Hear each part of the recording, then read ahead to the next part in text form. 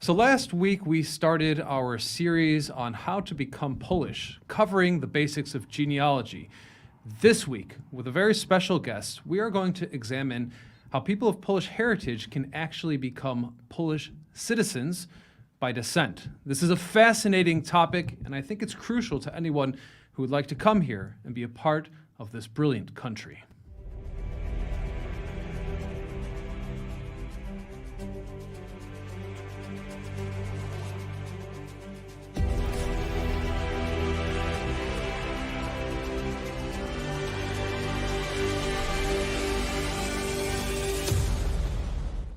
Joining us live is Michał from the Kazimierz district of Kraków, Poland, I believe.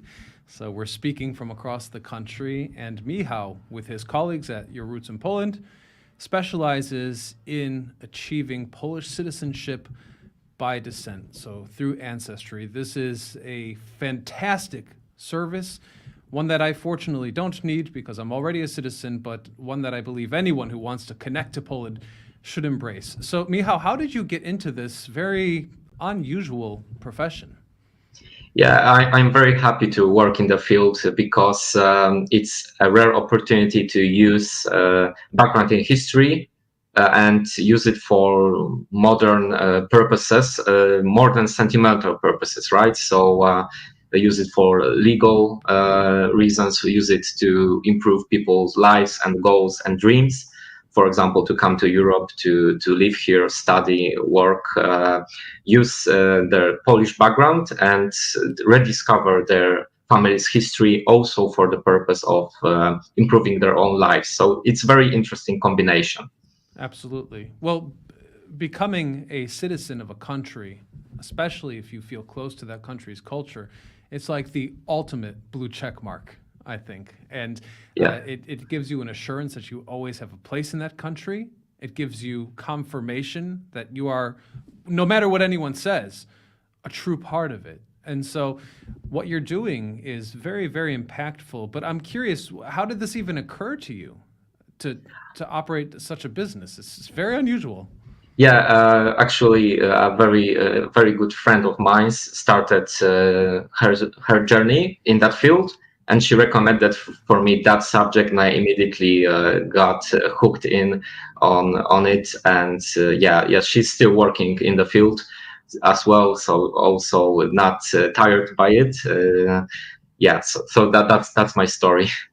All right. Well, before we get into the topic of citizenship by ancestry, which is kind of like the key factor of our discussion today, I'd like to go through some of the other ways that people can become Polish citizens. Yeah, so absolutely. There are three main main methods of obtaining Polish citizenship. The one that we'll mostly discuss today is Polish citizenship by descent, but there are also two other methods. One is presidential grant, which is more like arbitrary decision by the head of state to grant one a Polish citizenship based on numerous circumstances. So, for example, Polish ancestry, but also more like modern current connection to Polish heritage and culture. So working with Polish NGOs is a major asset here. Knowing Polish language or even attending Polish class is seen also as a significant effort to reconnect with Polishness or connect for the very first time. And the other method is Polish citizenship by residency, of course. So like everywhere else, you need to reside in Poland and pass a Polish language test. Of course, reside for some time to apply for naturalization in Poland. So I know one gentleman who was granted Polish citizenship from the president directly, and it was pretty amazing when that happened. It took him a lot of effort. The application process was daunting because it has to be very robust. But I think that he feels especially proud of his citizenship, having granted it in such a way. Do you think that's a common way to get Polish citizenship, or an easy, a difficult way? I think the main difficulty is the waiting time, of course, as it always is with the with working with the administration in general. But the presidential grant can take even up to 3 years from the moment of applying. And as I mentioned, it's worth just giving everything that you can give, all the documents, all the evidence. So yeah, as you've mentioned, robust application, most definitely. Yeah, so that's yeah. And when it comes to naturalization through residency, how long does that process typically take? It depends whether or not you are married to Polish citizen, because it lessens the waiting time, the required time in Poland, from 4 years to 3 years. And you also need to pass Polish language test. Oh, wonderful. Well, that seems fair enough. But when it comes to citizenship by descent, would you say that's the most common form? Probably it is, because Polish people having children abroad are passing it just naturally. Yeah, the process is definitely growing. We can see it as we speak. As you probably know, that there are as many Poles or people of Polish descent as there are Poles in Poland. So it's a huge pool, especially as you can gather not only from paternal lineage but also maternal lineage. There is no limit to generations. This is a popular myth that I want to dismantle here, that there is no generation limit. There is only a limit of emigration before or after Polish state was reestablished in the early 20th century. Mm-hmm. So, but it's difficult for me to understand how that works, because if there's no limitation in the amount of generations that the citizenship can be passed down upon, were there periods of time where Polish lineage outside of the border was somehow continued without the Polish state on the map? I mean, it must have cut off at a certain point, yeah? So Poland has so-called rule of blood in comparison to US's rule of land. So regardless of where people were born, it was most important for them to be born to Polish parents. So as long as we can trace that this distant ancestor back in the early 20th century held Polish citizenship, then passing it through every generation that doesn't necessarily require for every generation to sign up and confirm their own citizenship. It could be even in this hibernation mode. So great grandson or great granddaughter discovers Polish past and can still, by presenting evidence of this lineage and of Polish citizenship of his or her ancestor, reintroduce citizenship for the whole lineage, because rule of blood means that from the moment of your birth, you are a Polish citizen. So it's only a matter of authorities acknowledging that by issuing a formal paper, which we call Polish citizenship certificate. This is a fascinating concept. Yeah. So you could go back 5 generations theoretically, and if 5 generations ago your ancestors were Polish citizens, then you today might have a right to reclaim that, in its bureaucratic form. Do I understand you correctly? Yeah, absolutely. That's correct. So most important is the fact of establishing Polish citizenship of said ancestor. So it usually requires a document search here in Poland. Sometimes also Western Ukraine and Western Belarus, because the borders change over the years. And with this evidence, plus the evidence of passing through the lineage, so birth, marriage certificates to prove that you are indeed from this lineage, you can do it without, most ideally, without any issues. So we are here for that very purpose, to make sure that there are no issues. Can you clarify to me what constitutes proof of that ancestral citizenship? Yeah, absolutely. So this is a very interesting subject, because contrary to popular belief, having a Polish birth certificate is sadly not sufficient proof of having a citizenship, because of a said rule of blood instead of rule of land. So we are focusing on administrative documents from the very first Polish state that reappeared on maps of Europe in 1918.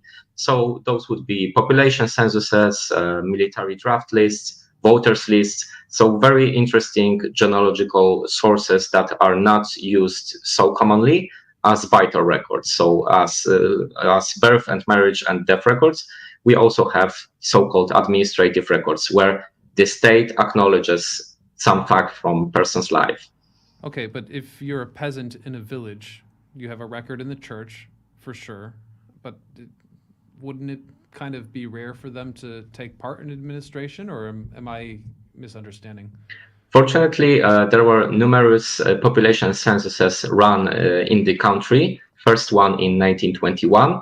So, and it wasn't voluntarily. So this is only the matter of whether the population census survived the damages that Poland took during Second World War and also to its archival sources. So even peasant families, and sometimes it's the matter that the villages have sources that are well preserved, and the towns and cities survive most damage. So you can be surprised how a small village can have population census from the 20s and the 30s, and it can be used as a proof. Okay, so just to recap, and as we go along, if anyone watching this has comments for me, I'll go ahead and write them in the comment section, and we'll try to address all of those. You have to have administrative documents confirming citizenship of your ancestor, of which birth certificate does not necessarily play a part, nor do church records. Do I understand that correctly? Yes, absolutely. So the church records are basically the vital records because before 1946, church registration was the only registration. There was no state registration, so to speak. So it only provides evidence for connection in between the family. But for the Polish citizenship proof, you would need something that proves that said person, your ancestor, was residing on the territory of Poland legally or held citizenship more directly. So for residency, we would talk about domicile cards and population censuses. And regarding citizenship, military records, voters lists, sometimes even old IDs and passports, but they are most rare. Gotcha. So in the case of my ancestors, which you guys are knowledgeable of because you helped me clarify some things, they departed what is today Poland in a time when Poland was partitioned, and they traveled on Austrian-Hungarian passports to the port of New York. So in their case, I couldn't really use them as an anchor to achieve citizenship. Would it be possible that if we went generations up, I might be able to do so? Yeah, so this is a tricky subject. The first Polish citizenship law from 1920 provided for people that lived in German and Austrian and Russian Empire to re-establish their Polish citizenship because mostly everybody was in such a position. So for those cases, gathering paperwork, I want to be honest with you, is not an easy task because first of all, you need to provide evidence for their domicile in said empires, the three major powers that partitioned Poland, and also need to provide evidence that said ancestors, when living already abroad, reported to the consulate of Poland, and express their wish to become Polish. So this is the most tricky part because consulate records usually do not go that far, so 100 years and more. But perhaps in the attic, in some chests, you have valuable documents from the past, including emigration documents, immigration visas, and anything like that to show. What is the furthest back that you've anchored someone's citizenship by descent? It was just after the First World War, and the population census was very fragmentary.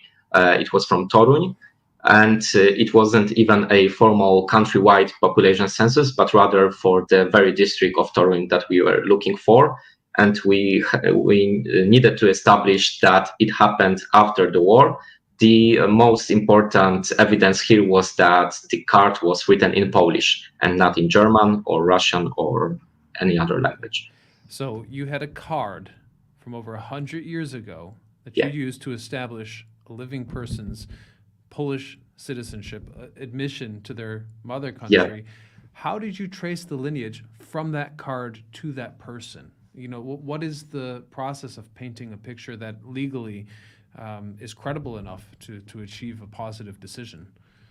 Absolutely. So yeah, I totally agree. Even more that it was done for very big family from South America, and they all benefited from this one card. To be specific, establishing lineage is more of an easier task because the birth marriage records are mostly better preserved than administrative records in general. And for the most part, they are also already the documents from abroad. So we cooperate with our clients to secure documents to show every generation. So the main evidence would be parents' names written on every birth certificate, and to prove being born in wedlock, because it was a requirement for some periods of history in Poland. We need the marriage certificate to show that children were born from legal union. Oh, interesting. So if you have anyone who had children out of wedlock, then they would not be able to reclaim the citizenship? It mostly depends on the dates because the law changed several times. The first instance of the law was in 1920, then 1951, then 1962. So we always need to compare the date of birth, date of marriage. So this is the purpose of our free analysis that we offered. It is so-called eligibility check, and we ask potential clients to provide information about their ancestry, the dates and documents if they have. And the result is free of charge analysis saying whether or not you are eligible and whether or not the documents you present are sufficient for the authorities. Well, what is the legal premise for not being able to pass citizenship to someone via blood who has Polish heritage, but some of their ancestors, weren't married when they conceived? There is one loophole that we can use. Whether or not parents married after birth, sometime after, or whether father acknowledged the child up to 1 year from birth. So we would need a proof of that happening. So name of the father on the certificate, and also information that this name wasn't added later than 1 year from birth. It's fascinating. I mean, I think it's a wonderful thing if children can have both of their parents, but it is a bit archaic to, disqualify someone now from their citizenship based on something ancestors did that they couldn't control. That's a very interesting little kind of. I couldn't agree more. The citizenship laws, not only in Poland but also in several other countries, were mostly modeled after church law for the most part. So it was very patriarchal, focused on the paterfamilias, head of family. Also citizenship of women often depended on either father or husband. It was only changed in 1951, formally by the communist government of Poland. Before that, with marriage, women mostly forfeited their own citizenship and started to depend on their husband. Yeah, that was a thing even in the United States of America, as I learned from Kinga some time ago. I guess it was quite common and hard to imagine, in fact. So in a moment, I want to discuss people who were born on Polish soil but maybe had a different national background. But before we do, I just kind of want to close this up. If someone wants to pursue Polish citizenship by descent, and I'm talking about heritage, 100 years back, 200 years back, lay it out. How do we go about this? Okay, so let's focus on 100 years because this is our framework. We first do the analysis that I've mentioned. We focus on securing the historic evidence, which is most important for the application. So this is make or break of the application. So regardless of the outcome, you still learn something about your family, but mostly, ideally, we want to secure administrative records formally issued by the Polish authorities back then for your family. And then with that, we can feel secure enough to start building up to your own generation. And as such, we would not only confirm you as a citizen, but also register your birth. And if you are married, also marriage in Poland, as this is required for the passport. So the result of our work is package ready for exchanging in the consulate for passport. The most waiting time happens on the side of the government, and it could be even as long as 7 months, especially now as they claim they have COVID backlog, which I believe happens all over the world, with administrations being overwhelmed or just sometimes using lockdown to explain their backlog. Sure. So it is very structured process, stage to stage. We work closely to gather the evidence. If the evidence is in Poland, we do it directly. If outside of Poland, through partnerships or just cooperating with our clients. And if we manage to get proper paperwork, we place the application, and then it's just a matter of waiting. And is it necessary to come to Poland to achieve this process? No. The process is actually completely remotely done completely remotely, of course, on your part, because we are here on site in Krakow, Poland, and we are dealing with the administration on your behalf. And you also don't need to speak Polish at all, because we manage all the forms. So even the final forms needed at the consulate are already pre-filled by us. So they would just need your signature. So when you're reclaiming Polish citizenship by descent, Polish language is not obligatory? No, absolutely not. Because it's very interesting approach. You are already a citizen because you were born to Polish parents, or at least one of Polish parents. And the Polish government only acknowledges the fact. They need to issue a certificate that in the eyes of Polish government, you are indeed a Polish citizen from the moment of birth. And certificate specifically says so. You have Polish citizenship from the moment of your birth. Fantastic. So they're formalizing what is already a fact. Yeah, bringing justice back to you. Amazing. All right. How do you deal with cases where someone has heritage from the Republic of Poland, but their ancestors were not Polish per se? So I'm talking about Tatars or Jewish people or Ukrainians for that matter. Yeah, fortunately, Second Polish Republic was very inclusive in terms of granting citizenship. That can be said for sure. So regardless of ethnicity or religion, all people that inhabited Poland when it regained independence were granted citizenship regardless of any circumstances, whether they were Germans or Jews or Tatars. So as long as we can prove that they resided permanently when it happened, when all people on the reclaimed Polish territory lived, we can prove they were Polish citizens actually. So it's a good news for everybody that feels sometimes that Polish citizenship is so connected and intertwined with being Roman Catholic, being ethnic Pole. It's not the case. So especially the former region, historical region of Galicia, which is now Małopolska, Podkarpacie in Poland, and also Western Ukraine, so regions around Lviv and Ivano-Frankivsk, were part of Second Polish Republic, and a lot of Ruthenians and then Ukrainians lived there and held Polish citizenship, even though they were Orthodox or Greek Catholic. It doesn't matter. Also, a great number of Jews lived in Galicia as well. So do you use archives from different religious institutions to establish family trees? Yeah, absolutely. Unfortunately, we have very strong base in genealogy, thanks to the fact that your roots in Poland, first of all, was and is a genealogy firm. So we have wonderful experts on the subject, on the matter, that they are able to research also in Lutheran, so evangelical churches, Orthodox churches, Greek Catholic churches, the Jewish records.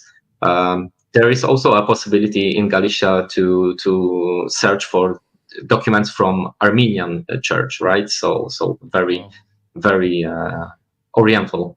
And what is the difference between the records? I know in the Catholic Church they're held in Latin. Yeah, it mostly depended on the authority that was in place in the territory we're looking for and the time frame. So the language of the books changed. For example, in Russian Poland, part of Poland that was occupied by Russia. Firstly, there was a dialogue and there was a Polish language in the books. But then, after two failed uprisings, they switched to Russian completely and forced every priest to write in Russian. So it is very depending on the place that we are looking in. Very interesting. When it comes to the other partitions of Poland, so specifically the Russian, the German ones, when Poland reemerged on the map, were there any Russian or Germans that may have moved into this territory left behind?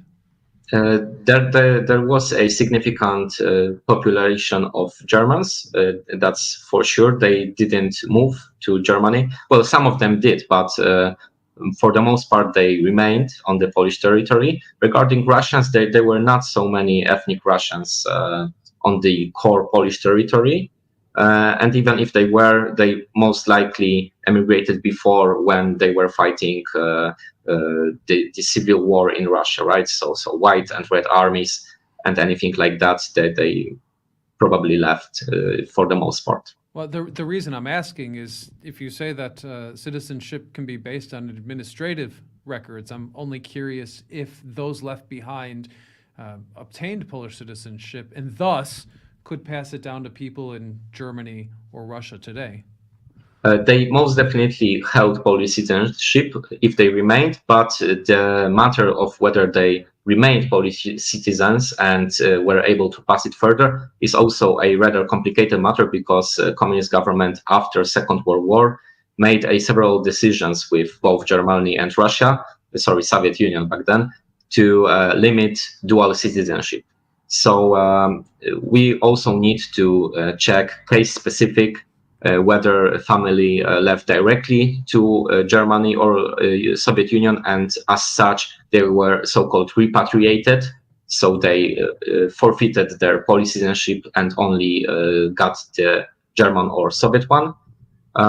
For Soviet Union and then Russia and other eastern countries, eastern of Poland, the matter is more serious as the convention to limit dual citizenship, Soviet Polish citizenship, was written in such a way that mostly every family that remained in Soviet Union lost their Polish citizenship because Stalin granted Soviet citizenship to all Poles that from the moment that he occupied Eastern Poland with Hitler, and then the convention introduced the matter that they have 1 year to choose whether they are Polish or Soviet, but at the same time the convention wasn't announced publicly in Soviet Union, so not a lot of families knew that they have a choice, and by default, of course, the default citizenship was a Soviet one. So it's it's huge injustice that I hope sometime in the future will still be fixed by Polish government. Because the convention itself is not so legal, even for the standards back then from the 1950s, because it wasn't ratified by Polish Sejm. Sure. Well, in the Castle of Putusk, there's center for people like reintegration, basically, and they specialize in those coming from the East to reclaim their Polish citizenship. Have you dealt with much of that?